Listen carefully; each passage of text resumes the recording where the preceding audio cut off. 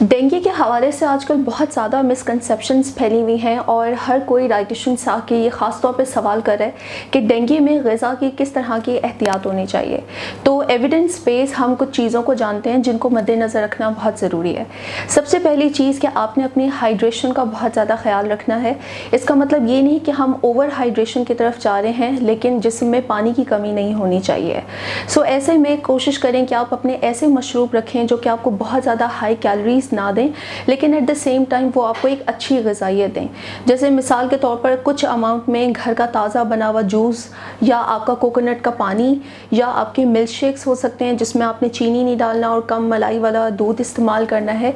इस तरह के मशरूबात को आप अपनी ग़िज़ा में रखें, या कच्ची लस्सी हो सकता है, रादर देन कि आप पैकेट के जो डिफरेंट फ्लेवर्ड मिल्क आते हैं, ड्रिंक्स आते हैं, उस तरह की चीज़ों को आपने अवॉइड करना है। शिकंजवीन एक बहुत अच्छा ड्रिंक है जो कि ऐड ऑन हो सकता है।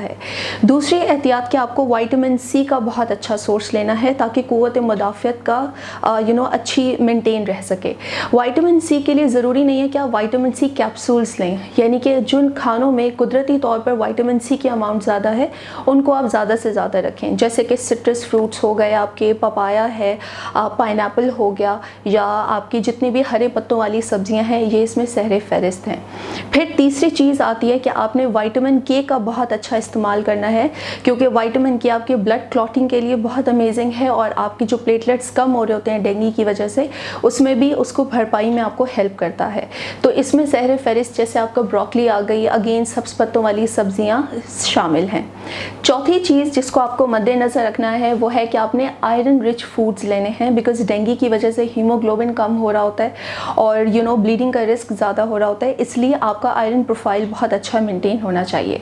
अब आयरन के सबसे अच्छे सोर्सेज आपके पास लाल गोश्त की सारी इकसाम आ जाती हैं, जिसमें मटन हो गया, बीफ हो गया, और अगर आप ये नहीं खाते तो आप इसको किसी न किसी और फॉर्म में, जैसे कि कीमा हो गया, कबाब, आप इस फॉर्म में ले सकते हैं, या हरे पत्तों वाली सब्जियां हो गई, या आपने मिक्स दालों का इस्तेमाल कर लिया, लोबिया वगैरह का इस्तेमाल कर लिया, ये आपके आयरन के बहुत अच्छे सोर्स हैं।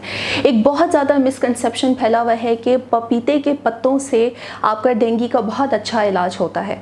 तो मैं बताती चलूँ कि बहुत ज़्यादा क्लिनिकल ट्रायल्स हो चुके हैं जिसमें अब तक हतमी तौर पर ये नतीजा नहीं निकला कि यस, पपीते के पत्तों से डेंगू का इलाज मुमकिन है। अभी स्टिल हमें बहुत ज़्यादा स्टडीज़ चाहिए जो कि हमें एक सिग्निफिकेंट रिजल्ट्स दें, तो हम इस चीज़ को अभी एक फ़ाइनल स्टेटमेंट नहीं ले सकते कि पपीते के पत्तों का डेंगू के साथ कोई लिंक है। अब हम दूसरे मरले पर आते हैं कि इन पेशेंट्स को किस तरह की चीज़ों को अवॉइड करने की ज़रूरत है। सबसे पहली चीज़ कि आपने अपने आप को डिहाइड्रेशन से बचाना है, तो यानी वो तमाम खाने जो कि कैफ़ीन रिच फूड्स हैं उनको आपने अपनी डाइट में कम से कम लेना है, जैसे कि कॉफ़ी, चाय, आपके कोल्ड ड्रिंक्स हो गए, स्पोर्ट्स ड्रिंक्स हो गए, ये सब आपके सहरे फहरिस्त हैं। फिर आपका आता है कि आपने स्पाइसी खानों से अपने आप को प्रोटेक्ट करना है, बिकॉज स्पाइसी खाने जो है वो आपको जीआई ब्लीड का भी रिस्क दे सकते हैं, क्योंकि आपकी अंदर की इंटेस्टाइनल लाइनिंग जो है वो काफ़ी हद तक डैमेज हो सकती है। तीसरी चीज़ आएगी कि आपने चिकनाई का कम से कम इस्तेमाल करना है, बिकॉज तहकीक ये कहती है कि जिन लोगों में डेंगू हो रहा होता है उन लोगों के अंदर उस टाइम पर चिकनाई को हज़म करने की सलाहियत काफ़ी हद तक मुतासिर होती है।